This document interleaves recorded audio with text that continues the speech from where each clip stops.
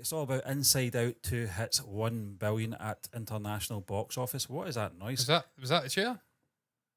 I thought it was a door. It sounded like a balloon going down. Yeah. I thought it was a fucking door. But, Is that a door? Getting Trap shut? door. Then I realised it can't be because I've not heard anything coming up. This is interesting. There it is again. What is that? It's every time I speak. Is it my voice? Am I breathing in? Come through my nose. I fucking swallowed like a zoo. A lovely Rachel. John, Inside Out 2 becomes the first animated film to earn over $1 billion at the international box office. It's the 12th movie ever to cross $1 billion from overseas markets. And among the 55 films that have made $1 billion globally, only Inside Out 2 and 11 live-action films have done so from international earnings alone. Notably, Disney's 2019 The Lion King, although heavily animated, is considered a live-action film by the studio. John, we actually talked about this the other when we were doing the reaction. When we were doing the reaction to Mufasa. Yeah. We talked about, is this a live action? This is technically, well, they do class it as live action, funnily enough, although it's not. Come at me, it's not fucking real. It's not. You've not seen fucking lions fighting with talking hyenas or whatnot. It's just not possible. You've not got David Attenborough out there filming a fucking pack of, you call it a pride of lions, and then having them getting voiced by, I don't know, Donald Glover. Yeah. Or someone else. That's not happening. It's not live action. It's hyper realistic. Like Donald Glover. That can't be real. I'm convinced Donald Glover voiced one of the characters in the Lion King remake. I don't know if he probably did, John. But I'm going to search it up. I'm going to say my wife actually. He did. Thank God, Simba. She did. She downloaded it purchased it from Prime Video. I know it's on Disney, I think. And the kids love it. They've been to see both films in the cinema. And it's. I was watching a bit of the first one. I think we were watching it a couple of months ago, and I was sitting watching it. I'm of an age that remembers a comic in Scotland called The Dandy. And there was this comic strip called The Numbskulls who worked inside the head of the main character and controlled them. I went, that's a fucking rip-off. Yeah. The Numbskulls. But it's not. It's the concept's there, but it's definitely it's a great concept if you've watched the original film. If you've seen the second film, it's just and good. What it is a great way to visualise all the different emotions in someone's head that's swirling around during puberty, in fact. Yep. Where kids are all at sea. Yep. And they can really be lost at times and overwhelmed with what's going on, all these different things hitting. This is a fantastic way to normalise that and show, look, it's normal, everyone has that. And you've got it in the form of characters. It was really intelligent what they did in the first one. It's one of the best Pixar movies. It is a Pixar movie. I'm pretty sure we may have done a tier listing for that as well, potentially. Maybe I spoke about it. I can't remember. Maybe ranked it. I think we did, yeah. Yeah, I can't remember. Did rank the original pretty high. It's one of the better ones. There's been a lot of good Pixar films. Just a really interesting story, funny little animations. I didn't really see the necessity for a second one, I'm not going to lie. Yeah, but it's kind of been vindicated because you can see those numbers are unbelievable. I was slightly confused, Stephen, when you sent it over. Yeah. And it says it's first animated film. It passes the $1 billion mark internationally. I'm like, what the fuck are you talking about? It passed the $1 billion mark about a month and a half ago. Yeah. I remember speaking about it. But it's actual international market. Yeah. Outside, I mean, it's nearly double the US in terms of box office. I don't think I've ever seen that before. Not since we've been talking about box office stuff. I've not seen it, no. I mean, they're saying it's the first animated film to hit $1 billion at international box office. I presume the likes of Endgame and whatnot have grossed over $1 billion internationally outside of the US. Action, they're not making $3 billion nearly in the United States. But I've never seen it overwhelm the United States. It's usually when a film does really well at the box office, they're neck and neck, pretty even. But usually it's the US that's powering a film to its box office success. This is the first time I've seen it nearly double the US takings. John, you talked about unbelievable. Was there a need for a sequel? Clearly, yes. Fans wanted it. Now, the thing is, how this is performed is going to be the next question I'm going to ask. Is we're going to? Well, it's not even a question; it's a statement. We're going to get a third one, aren't we? It's I've not seen the second, so I don't know. I just don't want them to do what they did with Toy Story. They see a cash cow there, as they call it here, and they say, let's just rip the absolute pish out of this and create new characters that are fancy. You can't create any more emotions. Greed, is that one? I don't know.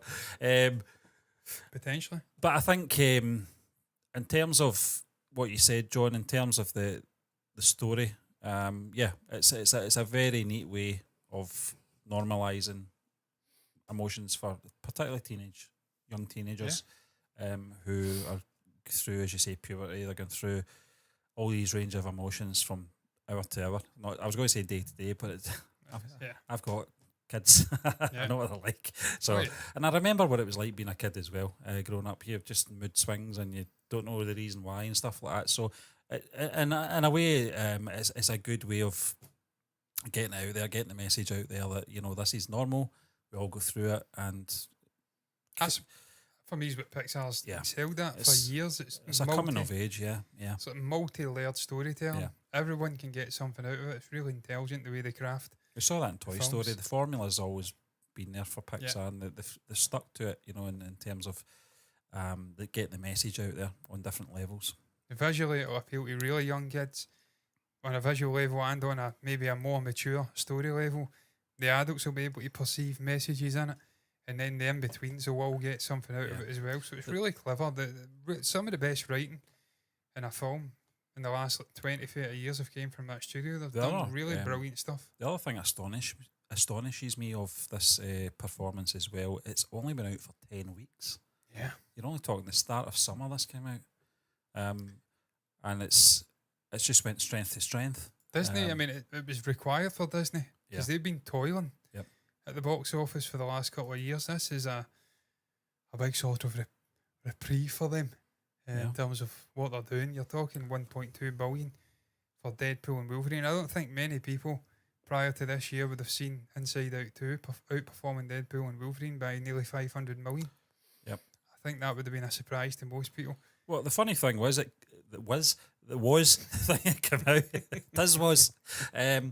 came out before Deadpool and Wolverine. So you're thinking perhaps that they're being smart by bringing it out a month before the big summer blockbuster film, and it's just continued on. In reality, Deadpool and Wolverine was a smart one. Yeah, kind of positioned itself after this. It was given me. I love when we do that. Alien Romulus just way down. But we spoke about that a couple of weeks back, maybe last week actually, Alien Romulus. I think it was last week. Remember the poster? Yeah. And I says at the time it required probably 200 million to churn out a profit. It's going strong as well. So it's good to see the box office, wide range of different films. You're talking about animated here, you're talking about a comic book sort of film, you're talking about horror. I was just hearing that. Try to keep my concentration levels up. That's a wide range of genres, and they're all performing really well at different levels. Obviously, you're talking 2 billion plus dollar and 200 million. It's not the same level, but for a horror-based film, it's like the fucking 20th installment in the franchise. I know it's exaggeration. I don't know how many Alien films there's been. Feels like 20. I think that's probably been at 6 or something. But like 6, that's pretty fucking good numbers for 6. Don't quote me on that, but off the top of my head, I'm thinking maybe. Well, saying that, maybe there's about a little bit more, maybe about 7 or 8. Well, I'm glad because you've got 4 with Sigourney Weaver, then you've got like the one with Michael Fassbender, the Alien versus Predator. God, Prometheus, honestly, what was that film all about? I'm glad it's not. Well, I'm not because I've said it, because there's certain words that I feel as a Scotsman I really struggle to get my tongue around. And sixth is one of the mine that I'm just saying six. The sixth installment in the franchise. Sixth. Yeah, you end up talking like that snake out the Jungle Book. Yes. What was he called again, that snake in the Jungle Book? Oh, I can't remember. Oh, God, what was he called? I need to search it up. Trust in me, yeah. Yeah, I need to search it up. Yeah, it's just the way you said that. I mean, you ever find that? There's certain words as a Scottish person you really I can't say the word was. Was, yeah. Was. I'm just like that Ronnie Corbett when you said was there. Was. I can't remember what the fucking snake was called. It wasn't Bagheera, he was the panther. Shere Khan was the tiger, yeah. Baloo also, it's not him. I can't remember. It was some character though. It was a voice. Yeah. Snake. Yeah, you're better just taking the snake in there, yeah.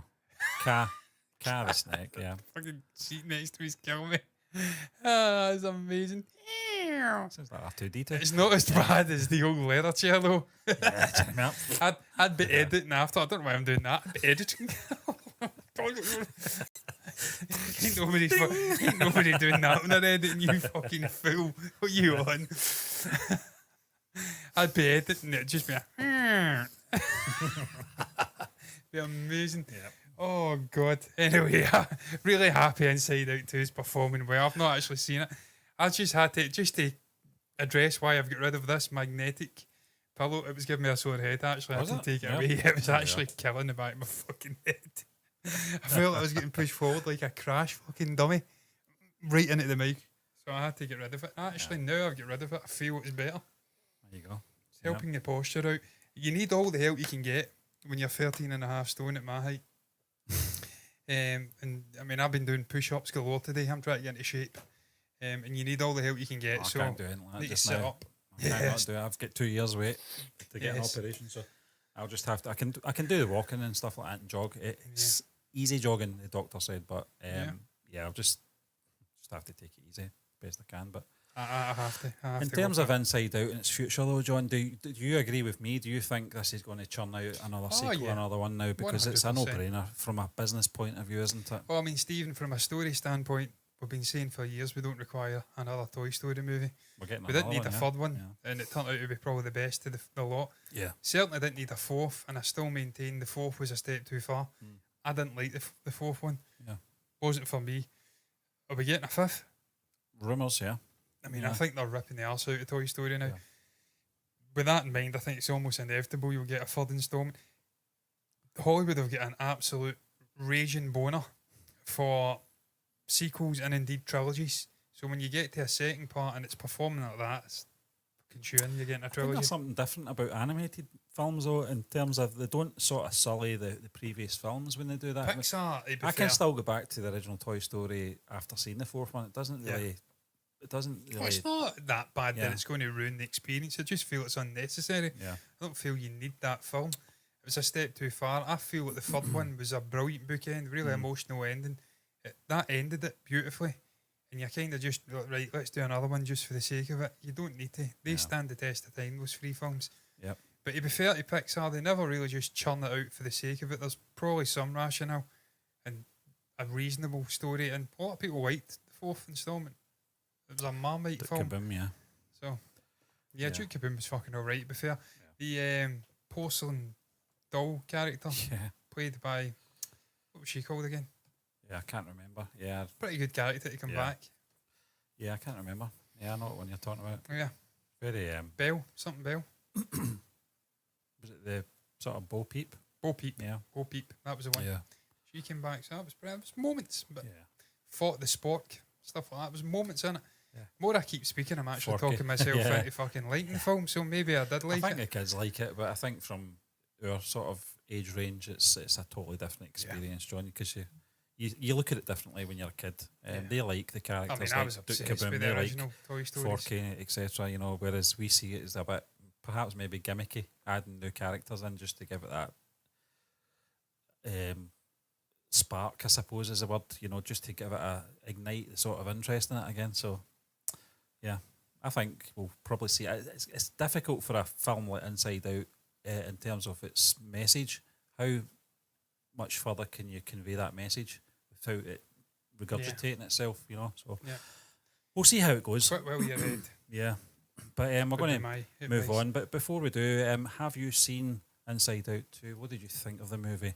Did you see it over the summer? Anything you want to say about that, just drop it in our comment section below and we will certainly read it and we will reply.